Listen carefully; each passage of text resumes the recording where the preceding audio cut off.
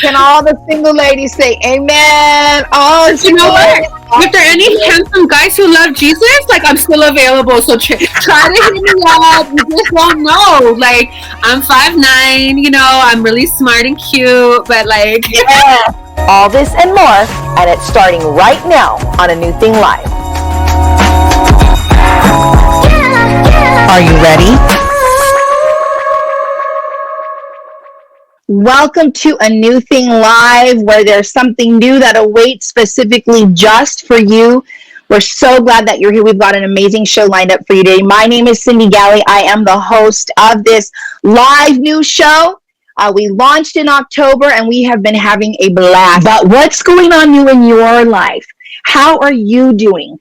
We want to hear from you. So reach out to us at hello@anewthinglive.com. You know, we are here to pray for you. We do pray for our viewers. We pray that whatever you're going through, whatever you're in, that God would help pull you out and that you call out to him. Remember, you can call out to him. And his word says, he says, I will answer and I will show you great and mighty things which you do not know. You're not alone. He promises, I will never leave you nor forsake you. So we are here as a human conduit to be people that pray for you and say, hey, we are here with you. We're standing with you. You're not in this alone. Are you ready for tonight? Because we have a phenomenal powerhouse of a woman. Before we bring her out, let's take a really quick look at Rachel Caban. And I'm going to say goodbye to Instagram Live. All right. Join us on YouTube, Instagram Live, Rachel Caban.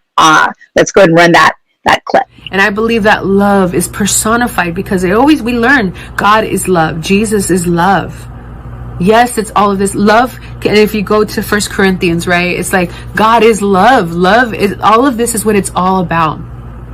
And so I love that scripture because when the Lord is calling us to this idea of perfection, the Lord, I think, was very intentionally sealing the deal for me to bring it back to a point of connection and community and communion is always been what his idea was about. Very, very awesome. Well, we are so excited. She now has her new book, Do You Want to Be Perfect? A Perfectionist's Journey to Perfect. Would you welcome with me to our set today, Ms. Rachel Caban? Rachel, where are you at, girl? I'm right here. I have all my bubble wrap. I'm here. Yes, massive bubble wrap. Yes, you're here. Let's let it rip. It doesn't make a lot of noise. yours is better than mine. Yours is stronger than mine. It is so good to have you with us. How are you doing? How have you been during this whole time, during this season? Really good, actually. I, like you, am single, and so it has been like an intentional time alone, which I believe that we're in God's hands, right? And so yes, we give our life to God. It's not like, oh, by accident. Like, I'm like, no, it may be a pandemic for everyone, but for me, there's purpose in this, and I'm going to find it, and I'm so grateful. Yes, and that really is who you are. I mean, just in connecting with you and chatting with you just on Saturday and hearing so much of your story and where you've come from and all of the different things that you've been a part of and that you've done in these different areas of your life, that to me kind of even sums up who you are. You just take whatever you're handed and then you make the best of that and you're flexible with it. You roll out with it. And not to say that, everything is done perfect, which is what we're going to talk about in a little bit. But I'm just so glad to have you with us, and it's just good to see you and to see you thriving during this time. I mean, your book was released in December, am I right? Yeah. I mean, that's the crux of the pandemic. The second wave was coming. Things were rising, and here you are still pushing forward as a single woman of God, doing his work, busy about his kingdom, getting it done. So you guys are awesome. Yes. So congratulations, on your book. And we're just so excited to hear more about it, but also just about your journey and how you went from the place where you started to the place where you are now. And I know that this is not the end all and be all for you. I know there's a whole lot more journey left for you. But talk to us about, because you're also the founder of Until We Arise. When did you know that you knew, like, I am called and purposed to lead my own organization and to lead my own ministry? Wow. I don't know if there was a time that I knew, except it's like when you know, like, there's a part of you that is called for something greater. Because I always knew I was called. I always wanted to believe that I could do something great for God and do something great with my life. But being like a girl from the hood, being a girl from like not having a lot of money, not having a lot of power, in a sense, I felt so like it was such a huge task that I never really believed in myself enough. I never believed that I could handle that. And so, like, God has started to drop visions in my heart, and like I had this burden, like when I started to notice there were communities and groups of people that I just cared about so passionately about. And I would feel that, but I didn't even have the courage to write it down. I didn't have the courage to put it in a journal. I was like, maybe one day when I'm married, maybe one day when I make enough money so I can lock it in and organize it. And it wasn't until about 2017, I had been teaching, I was a principal, and due to like a bunch of different things, I ended up getting laid off from my job as a principal because of like numbers and finances or something. And it was like, I was like thriving. I had just gotten to like this like amazing program to get my master's degree in school leadership. It was like all these things were happening, and the Lord was telling me, like, little by little, He had been like talking to me, like in my prayer time and in just in journaling and in church time and stuff. I just was like, it's gonna be time to go, and I'm moving, I'm doing something. And when I got laid off, there was like a day that I wanted to like fall apart. Yes. Day I was like, I'm a failure and a loser, because I've only for 13 years, this is all I've known. I started in 22, and I've been I was in education all the way until I was 37, 36, or however old I was. And I'm 39 now. But well, first of all, you don't look 39, girl. So yes, I'm just trying to be out here. The Lord gave you some good genes, girl. You do not look 39. My mom and my dad got them Puerto Rican, Mexican genes. Love it. But at that point, like, I felt like I was failing, and but I said, no, God, you've called me for something more. And I just felt like there was this moment of courage that He just started to say, you're not here by accident. This is an opportunity to either sink or swim. And I just kind of was like, God, it's all you or all me. And I did it with tears. I did it fighting the whole way. I just jumped all the way in and said, God, I'm not made by accident. And these people at this job, my retirement, my home, none of this stuff is going to secure me, but you can. And I just said, okay, let's go. And I just didn't look for a job for a month. I just trusted in God. I went to some big prayer event, and I just started to journal. And I actually journaled, and I remember the day that I started to write down my vision for my nonprofit. I felt afraid to write.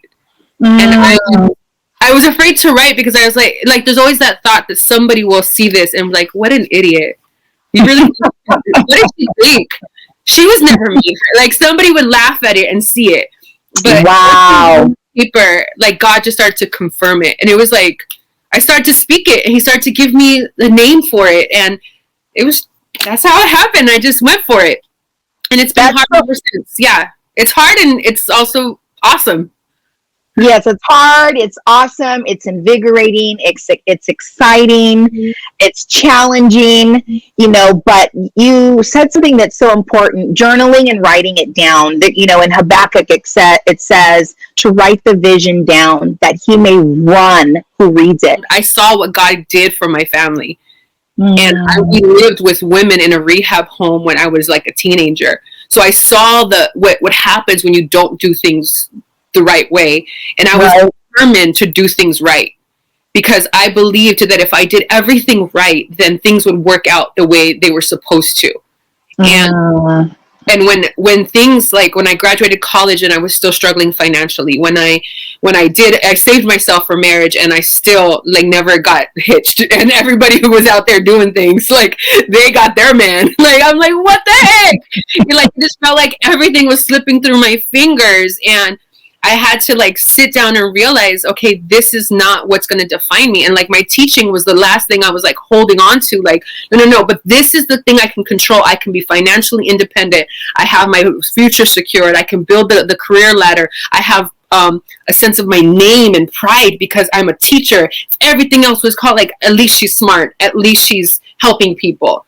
And God was like, I got more for you. I just applaud you, for taking the time to do what you did, to take the time to, I feel like even that decompression, that time of journaling and you just going away to the conference or to the retreat. I mean, I think all of those things are necessary for anybody who has any type of that kind of a big transitional shift that happens.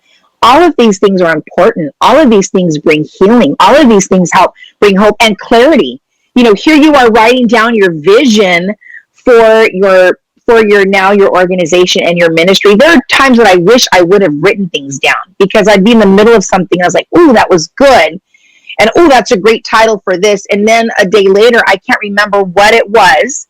Was it a TV show concept? Was it a book? Was it a series? Was it a teaching that I want? I don't even remember, but it was good at the time. So I say write it down as one of the key things that keep us as human beings really in pursuit of the things that the future and that our destiny holds for us. Writing it down is so huge, and it's so cute.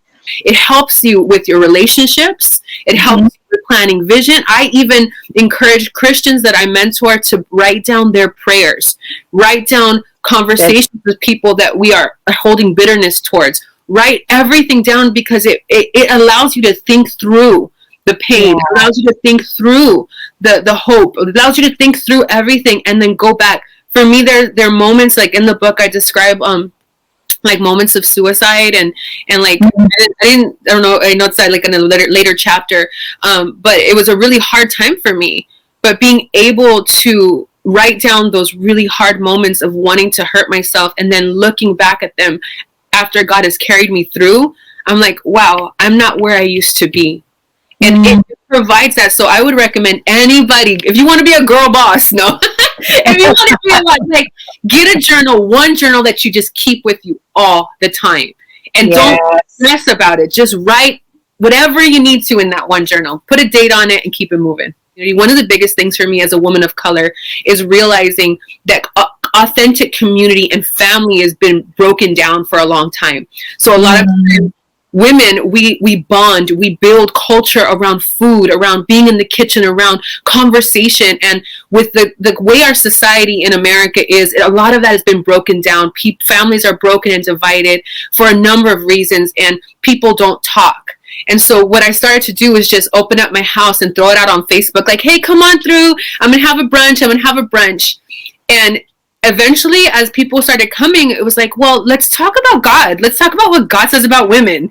And we would cook together. It was very small and low key. So we would just cook in my house and we would just talk about God. And then I started to want to like, well, let's sing a little bit of songs and let's do this little like activity. And one time the Lord started to show me, like, I want you to talk about the beauty that I see in women. And I was like, okay, like, and so I did this whole little study about beauty, that like the beauty of the word, like going what God calls beauty. And then they were like, we should call this beauty brunch. And so we did. And so we just called it beauty brunch. And honestly, for about a year, we did that for about 2 years, like once or twice a month. Girls would just come over to my house randomly. Sometimes it would just be me and Veronica, who is our co-founder now. And sometimes my mom would be the only one that showed up. But that was what it was. The mission of Until We Arise is to bridge a divided people to loving community, empowering resources, and a compassionate Christ. But the point was, for young adults, like I wanted to reach like the South LA. I wanted to reach the hardest hit people. But what God showed me was He wanted us to do it through brunch first. He said, do this, restart brunch and do it well. And I was obedient to that. And I had no clue the kind of impact, because in my brain, when I wanted to form a nonprofit, I thought, how is it going to get funded? I need to go into like getting these resources on how to get funded. And I wanted to build the nonprofit in a way that would be funded. God has provided every step of the way for everything that I've done. And so it's been phenomenal. And to see how leadership and hope and transformation has happened through something that I didn't even think was connected to what I wanted to do with the nonprofit. It wasn't even, but he said, do this. And wow.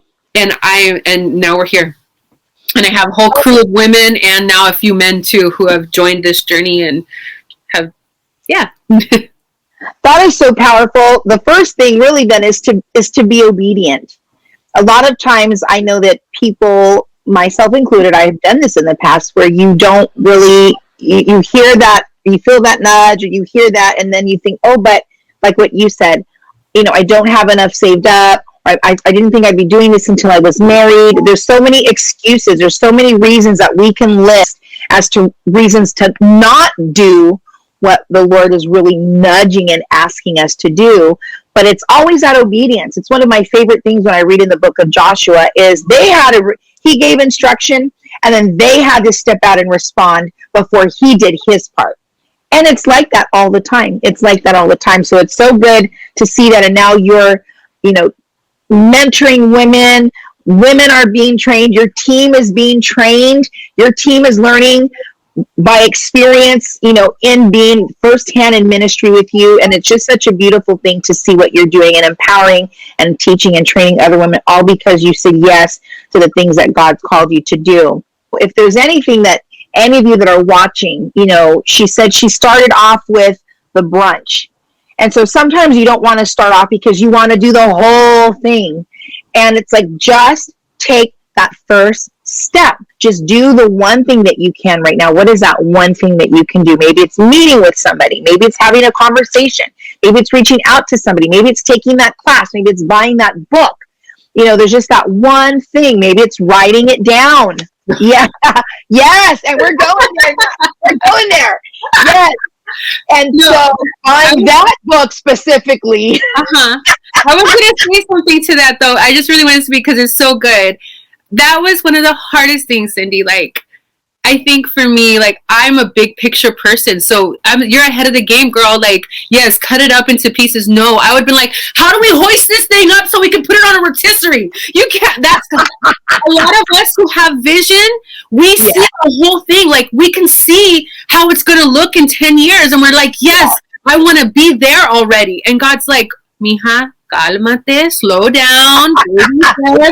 And the only word he gave me when I was looking for direction on how to build our bylaws and everything for the nonprofit was like, be strong and courageous and do the work. I'm like, that ain't helping me, Jesus. Like, I need some facts. Like, where do I start?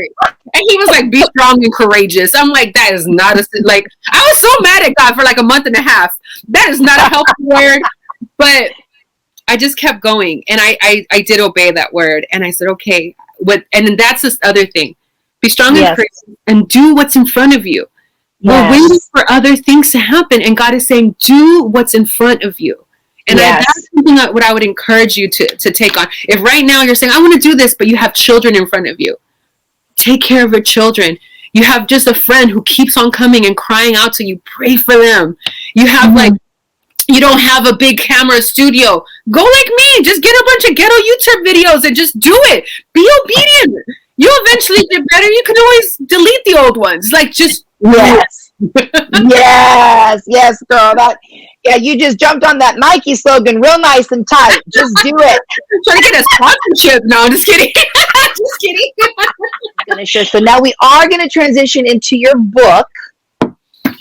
Girl, that title. It's so frustrating. Oh no. It is so good. I'm like, ooh, that's an intimidating title right there. Do you want to be perfect? Well, do you want to be honest? First of all, yes or no. Answer that question. Do you want to be perfect? Be honest with that question. But then I love that little tagline is a perfectionist's journey to perfect. It really was a wrestling for me. Like, I remember I was doing Instagram lives with a friend, and with my friend Vero. She is like the co-founder. So we were just talking about like hard issues, and the Lord started to reveal to me Matthew 5 verse 48, which talks about, be perfect, therefore, as your Father in heaven is perfect. I'm like, hold up, there has to be another way to say this. Like, this can't be right, because like, why would God ask me to be perfect when he knows nobody could be perfect? That would make no sense. Like, and so I started to dig and dig and dig, and I was like, what do you mean, God? And then I see him like asking like the rich man, when the rich man's like, I want to get to heaven. He's like, do you want to be perfect? And he's like, the rich man's like, oh, I can, like, and then like, why does God keep on asking us to be perfect? And And I think it really, and this is why I made my face this way. People are like, why did you put this ugly face? Aside from like, cool, because you can see all my curls. Because I love it. But I got it. I got it. I was like, I want people to see a Latina with big curly hair talking about Jesus. This is a big deal for me. Yes. And so that part of it, and that's part of why I wanted to show my face, because there aren't a lot of us who look like me, who are talking like me. And a lot of stereotypes talk differently about women who look like me. And I had to battle that a lot. And I think this idea of wanting to fit into whatever image of beauty, whatever image of perfection, whether I was, because I'm 5'9", I'm a little bit thick around the edges, girl. And so like, when you see me, like, people sometimes have a lot of assumptions about me. And I remember trying to meet that need on all these levels. And so whether it was morally, like I told you, like trying to hit all the things academically, and then like trying to be pretty and trying to be like super cool and friendly and trying to just do everything right and never get rejected and never get hurt and never get left behind, only to find myself alone often. Never being good enough for anything, you know, because if you have this high standard, you never meet it. And like, because you even if you say, oh, I'm so pretty, there's always going to be something prettier, in the sense that because people will have a different view. You can be super smart, but you meet somebody who's smarter. And if that is your standard, then we're asking the wrong questions, which is the title of chapter 2. And I'll just end with this. The idea was just talking about like not having to strive, and that's why my face was all ugly here, because I was like, oh, I don't want to be perfect. Like, how dare you ask me that? And I feel like God was just like, no, it's not about that. It's about being perfect in me and like living with me and having this communion, because when we realize he's saying, I want you to be complete in me. And that is that maturity, and saying, God, no matter what this world throws at me, no matter how much I fail, if I have you here with me, then I can face this world. And when I'm walking around and I start to doubt my own flesh, and I start to doubt, like, oh gosh, I'm broke. Oh gosh, this is happening. Oh gosh, like, why am I still single? He's like, Rachel, I promised you who you are. I told you, be perfect in me. Be complete in me. Trust in me. Have your confidence in me. Know that I'm right here holding you down the whole time. And that's perfect. And I walked through the story of all the things that helped to build me to where I am. And honestly, I'm praying that I have more volumes of this book as I get to turn 80 and realize what that perfection looks like. Ooh, you just gave me chills. Because God continues to build it. I'm stronger than I was when I was 20, but I'm not. I pray I'm not where I'm going to be when I'm 60. I pray that the Lord shows me his perfection and what it means to be complete in him even more every year, every day. Wow. Amen. One of the biggest things, when I started seeing my friends on Instagram holding this big old face, I was like, what the heck did I do? Why is my big old face on a book? And I was insecure immediately. I wanted to crawl in a hole and die. But the Lord just showed me, and I was like, man, like, no, like, he's going to use all of me. If I'm chubby, if I got a big butt, because I'm sorry, you said it was going to be like a little bit real. Like, I'm Puerto Rican, what? Like, my hair is huge. And sometimes people have been like, oh, well, Rachel, like, you know, you might want to. I'm like, no, I like it frizzy. That's how it came out of my head. So I'm hearing you. And it's all of that.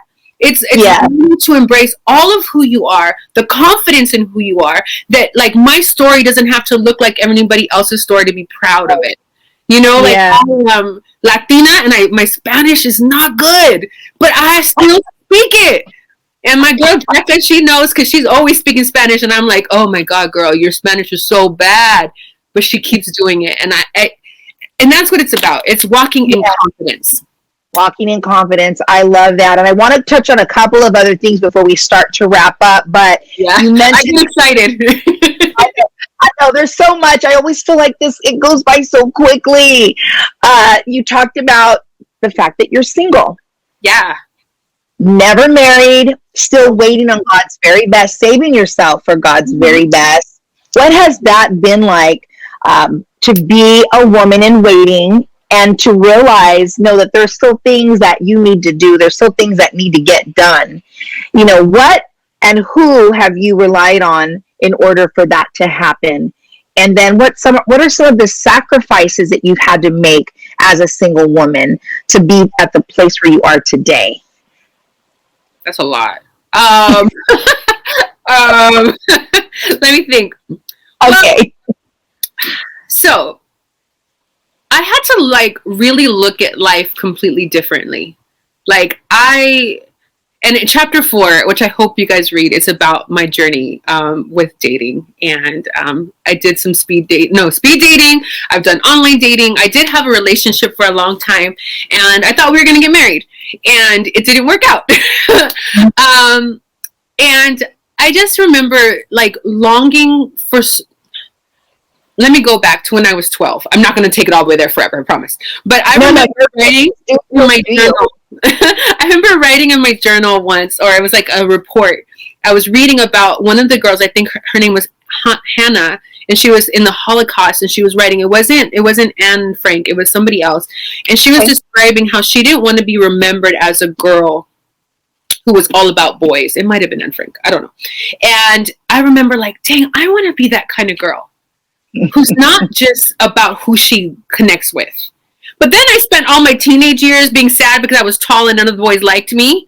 And then I was in college, and then I fell in love, and I was like, and then I graduated college, and I was like, I'm single, and I just need to hurry up and get attached to somebody, and how come I'm never my eggs are drying up, and I'm not gonna have babies, and that's my life, right? And I remember just chasing this dream and having to say, Lord, wait a minute. And he's like, remember that prayer. I'm going to make you a woman that's not just about who you're attached to, because that was part of the study in the word. Rachel, you're not just valuable based on who you're connected to. You have a calling by yourself. And if you're courageous enough to walk in this, I'm going to take you places that you've never been. Because I was jealous of people who are doing their calling with their husbands, but my calling is unique. And the issue of comparison is one of the biggest traumas. And I think one of my friends told me that she quoted somebody who's like, joy's biggest enemy is comparison, something like that. Yeah.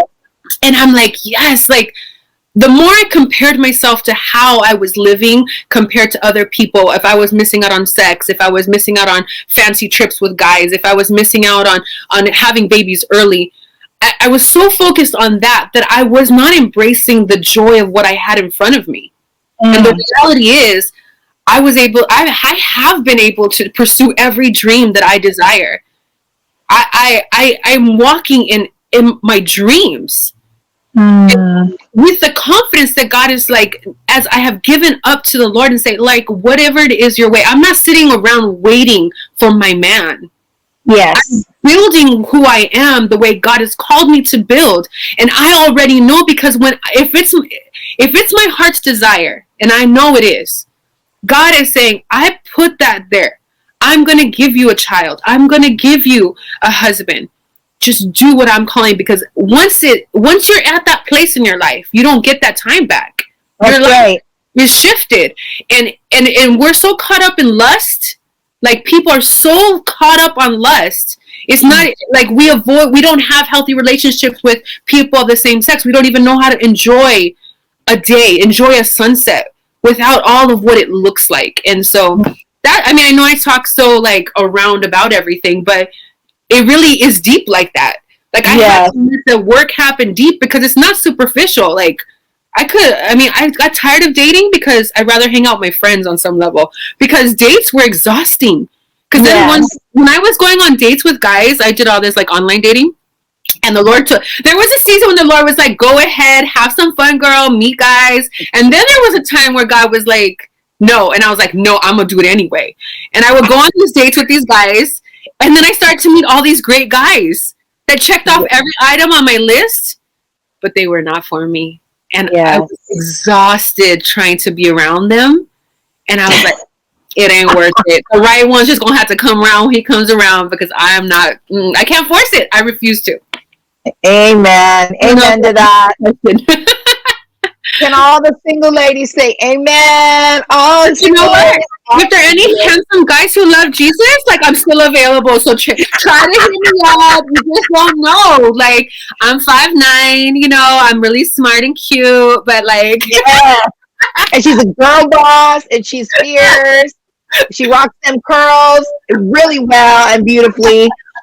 Oh man, I love it. I love it. Well, thank you so much for sharing that, because I think that could resonate with so many, not just single women. I feel like that would even resonate with married women as well, is really just, you know, pursuing the dreams that are in your heart. And I'm so glad that you did. And I'm so blessed to know you, to meet you. And just really, you were an answer to prayer. And you know, I shared with you on Saturday how, you know, we had specifically been praying, and then it's like, boop, you know, I hear.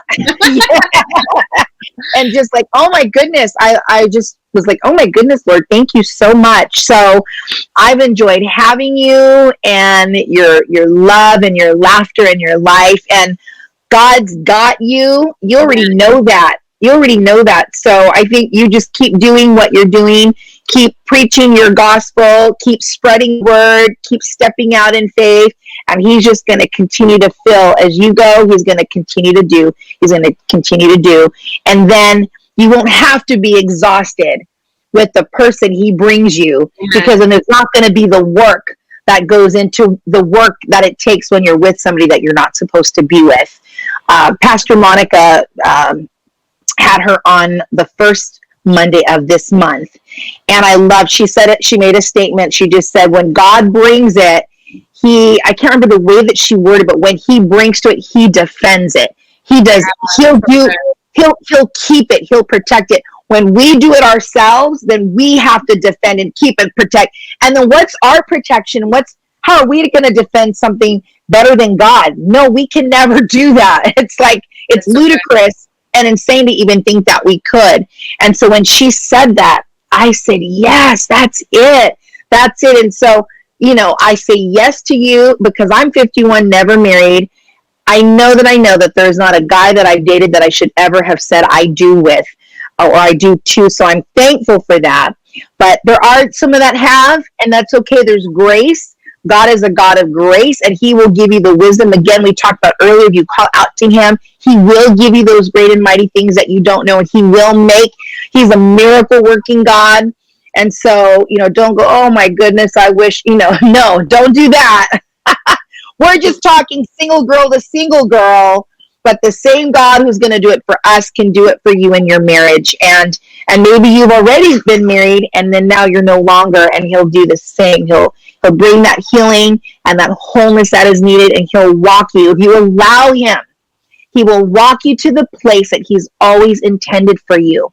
He will take you there if you would just let him. Well, I am just so grateful to you, Cyndi. Thank you so much. Thank you for your courageousness. Thank you for saying yes to the Lord in this. You are a light at your church, and a light online, and a light in person, and your passion is infectious. And so I'm so grateful. It's an honor to be here, and I look forward to, we got to work on some more projects together. I feel like we're kindred spirits. Like, I feel like we got some stuff. We gotta do some more things together. I'm feeling something here. But thank you so much. And if anybody's interested in any more, we have really great things launching for Until We Arise this year. So go follow us on Instagram, and you can also check out our website, because we're launching our Perfect Health Plan. Perfect. Health. A lot of really cool things. The funny thing is, we'll be launching UWA in Espanol, where we are working on translating this book into Spanish, because our founder is currently in Mexico, and so she is a missionary in Mexico, and so that's an amazing thing. We are launching our UWA kitchen, which is going to be feeding the hungry here in LA, and we also we have a worship prayer, and then we're expanding brunch. So we'll be having worship nights online that have been super powerful, prayer times, and just be a part of the community. The only thing that is for girls, that's only for girls, is beauty brunch. Everything else is co-ed, and anybody's welcome. I love that. Well, let's get your information up on the screen if we can get that up on here. For those of you that are watching, whether you're watching live or whether you're watching on demand, her website is untilwearise.org. You can follow Until We Arise on their Instagram at Until We Arise. You can follow them on Facebook at Until We Arise. And then, of course, her book just released,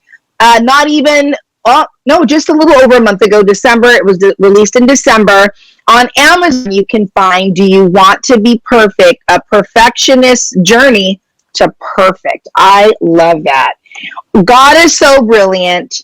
If we would just allow him, if we would open our ears to hear what he wants to say to each of us, we'd all be doing what we need to do to impact and bring healing and wholeness to the world and communities around us. Amen. So thank you for being that person. Thank you for saying yes. Thank you for stepping out in obedience, saying goodbye to your education, career, and doing something that would be eternally impacting people. And I cannot wait to get my hard copy of your book.